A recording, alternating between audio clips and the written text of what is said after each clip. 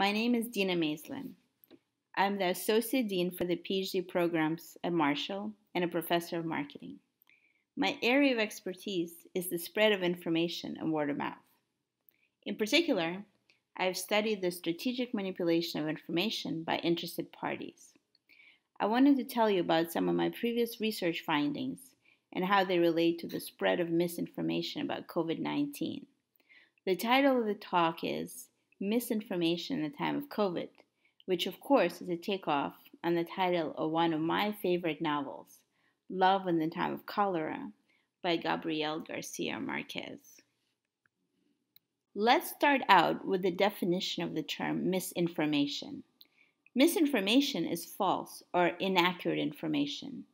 There is some debate about the extent to which intent should be part of the definition. In other words, does it matter that the person passing on information intends to deceive?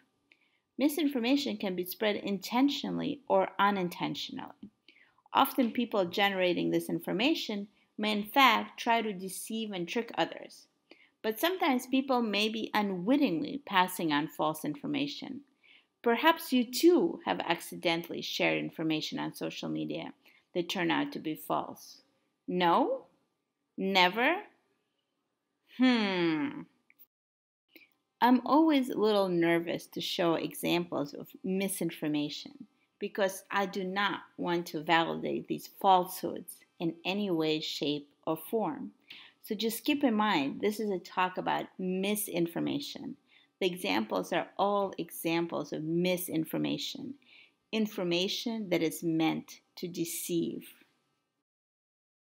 First, let's start with conspiracy theories that COVID-19 was manufactured in a lab, the origin story of the virus. Interestingly, all major players accused each other of manufacturing the virus in a lab as a possible bioweapon and possibly accidentally releasing it. Both the Chinese and the Russian propaganda machines accused the US, while the president of the US accused China. For example, in January, Russian media, which is not independent of the Russian government, reported that the coronavirus originated in the Lugar Virology Lab that is located in Tbilisi, Georgia. The lab was built with U.S. funding and has played a vital role in COVID testing. The Chinese propaganda machine posited in March that patient zero was a U.S. cyclist who visited Wuhan as part of the military games. China, in turn, had to go on the defensive in response to the conspiracy theory promulgated partially by President Trump in April that the virus was indeed manufactured in a lab in Wuhan, the Wuhan Institute of Virology. During a White House briefing, President Trump replied to a question by the reporter, "Have you seen anything at this point that gives you a high degree of confidence that the Wuhan Institute of Virology was the origin of this virus?" by saying, "Yes, I have. Yes, I have." U.S. intelligence agencies and leading scientists have tried to debunk these theories by stating that the virus occurred naturally in an animal species. Despite this, these unfounded conspiracy theories have persisted. Another influential piece of information was Plandemic, a 26-minute video posted on social media in early May that featured a discredited scientist who made a number of false claims about COVID-19 and vaccines. The video was eventually pulled by all social media platforms, but not before it was viewed by more than 8 million viewers across all social media platforms. It would take me many hours and possibly days to go through all the examples of COVID-related misinformation.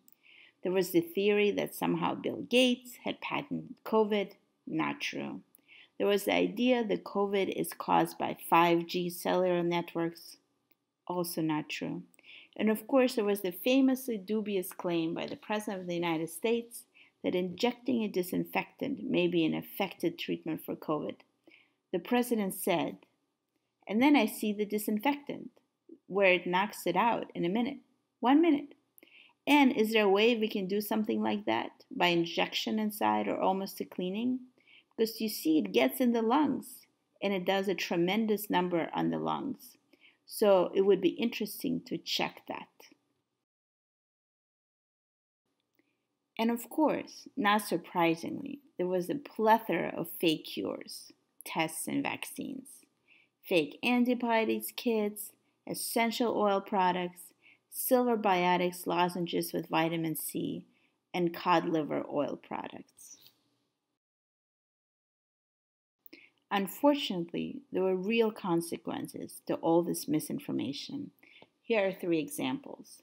First, in a Yahoo YouGov poll, 44% of Republicans believe that Bill Gates is plotting to use a mass COVID-19 vaccination campaign as a pretext to implant microchips in billions of people and monitor their movements.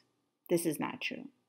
Second, a recent paper shows that viewers who had more exposure to Sean Hannity, who dismissed COVID, experienced higher COVID cases and deaths. Finally, following the disinfectant comment by the president, calls to poison control centers spiked. Why bother spreading misinformation? There is significant financial investment behind these efforts. Russia and China have troll farms that infiltrate social networks and spread misinformation. Why do it? Well, in the political sphere, those who create misinformation hope to affect citizens' actions by affecting their beliefs. A change in receiver's belief can lead to change in her actions. For example, her belief may determine her vote. A number of commentators have pointed out that the goal of the Russian misinformation campaign was to shake the Western citizens' belief in Western democracy, in science, government, and public institutions. Finally, misinformation can be a type of signal jamming strategy. It introduces so much noise that receivers can't tell the truth from fiction, which of course enables future manipulation. In some sense, these strategies have at least partially succeeded by shaking the public's trust in traditional institutions and media. In the words of one social media user, where am I supposed to look at the right news? How does anyone know what's right except what's written on the internet? How do these players spread misinformation? Let's look at the example of Russia. The workers at the Russian troll farm create online accounts. Some of them are indistinguishable from real social media users. Take the example of Polite Melanie. In September of 2018, the account tweeted, "Criticizing Trump in a book is just unfair. It's like criticizing the Amish on television." This tweet won Tweet of the Week contest for Chicago Tribune. Later, Melanie was revealed to be a Russian troll. Another common way is to influence the influencers. Investigations have revealed that President Donald Trump, Jack Tapper, The Washington Post, Breitbart, and Jack Dorsey all retweeted or engaged with Russian trolls. So is there any good news? So far, everything seems a bit depressing. Yes, there's some good news. Some of my research shows if there are some costs associated with spreading misinformation, for example, it takes some time to establish troll identities, and if there's enough real information on average can be truthful. So what misinformation does is it adds noise to the information posted on social networks, but it does not necessarily completely destroy the usefulness of the information that you see online. And last but not least, what can we do to slow the spread of misinformation? Well, there are three different approaches to this.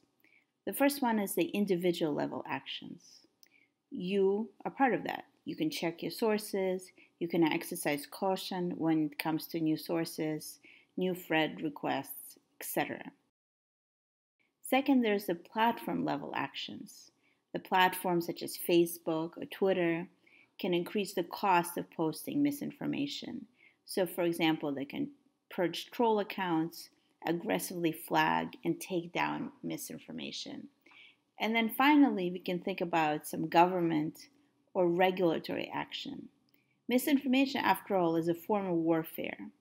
and it may need to be treated in the same way that we treat other types of digital warfare, such as hacking. The US seems to be a bit behind on this, but hopefully things will change, especially since we have a new election coming up and we're in the middle of a pandemic. Thank you very much for listening to my talk. You can find out more about my research by visiting my USC website. And I hope you have a wonderful day. Thanks again.